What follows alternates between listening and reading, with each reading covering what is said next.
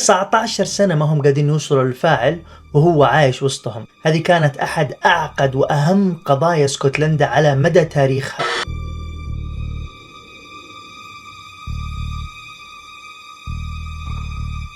إما كولدويل انتهت قصتها مع هذه الحياة قبل حوالي 20 سنة، إلا أن الشرطة ما تمكنت من القبض على الفاعل بالرغم أنه كان بين يدها مباشرة بعد حصول الحادثة. في 8 مايو من عام 2005 عثرت الشرطة على بعد 40 مايل من غلاسكو على جثة إما البالغة 27 عام. لقتها الشرطة عارية معلقة وبتعاني جثتها من جروح. بحكم أن إما كانت بائعة هوى دارت شكوك حوالين مين كانوا آخر زبائن تواصلوا مع إما وكيف وين صار هذا التواصل. بدأت الشرطة تحقيقات واسعة وقابلت عدة أشخاص من المشتبه فيهم، واحد منهم كان إيان باركر، والتحقيق معاه كان في جون أي بعد أسابيع من العثور على جثة إما. في وقتها إيان أنكر أي صلة له بالموضوع وأنكر حتى معرفة إما نفسها، إلا أن المحقق اللي استجوب إيان أجرى مقابلات لاحقة مع فتيات في نفس مجال إما،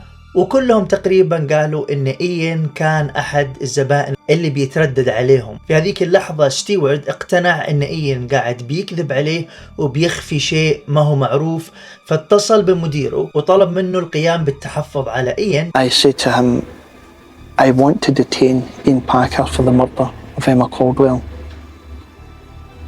To which he replied, do not detain him. He is not our man. Release him.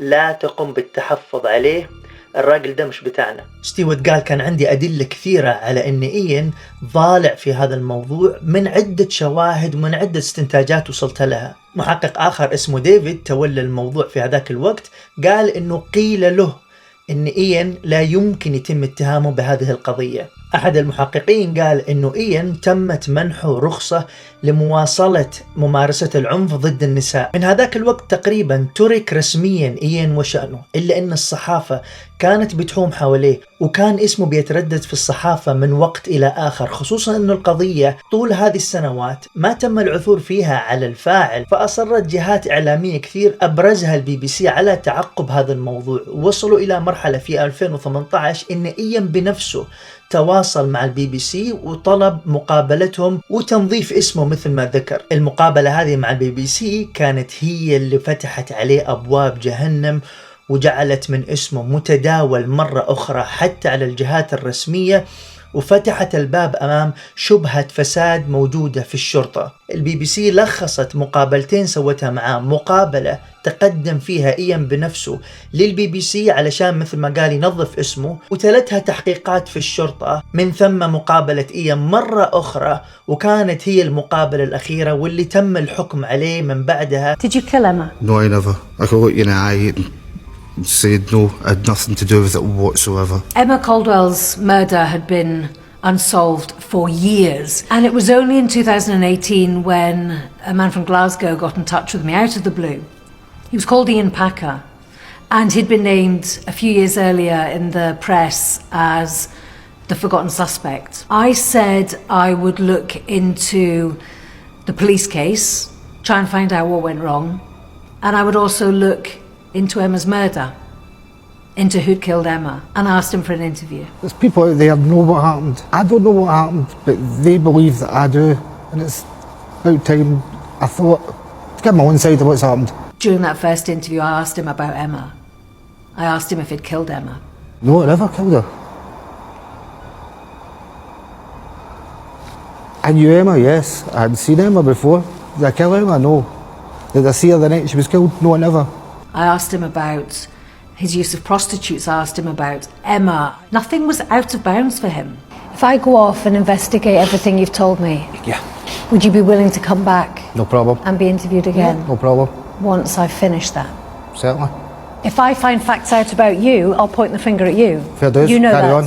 Carry on. You're aware of that. Absolutely. After months of investigating him, I knew that he was an incredibly sexually violent man. And then I started to find out that Ian Packer had been taking women down to remote woods, where he would force them to strip, where he would sexually assault them, where he would terrify them.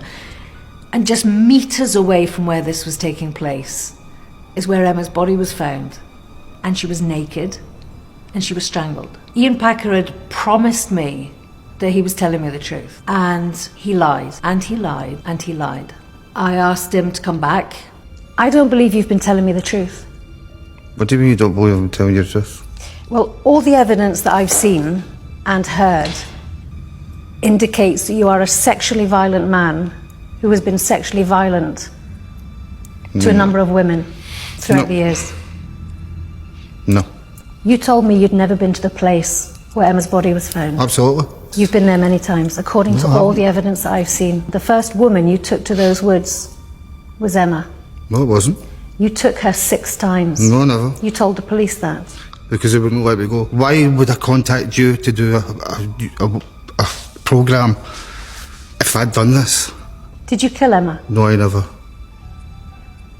I could look you in the eye and say no, I had nothing to do with it whatsoever.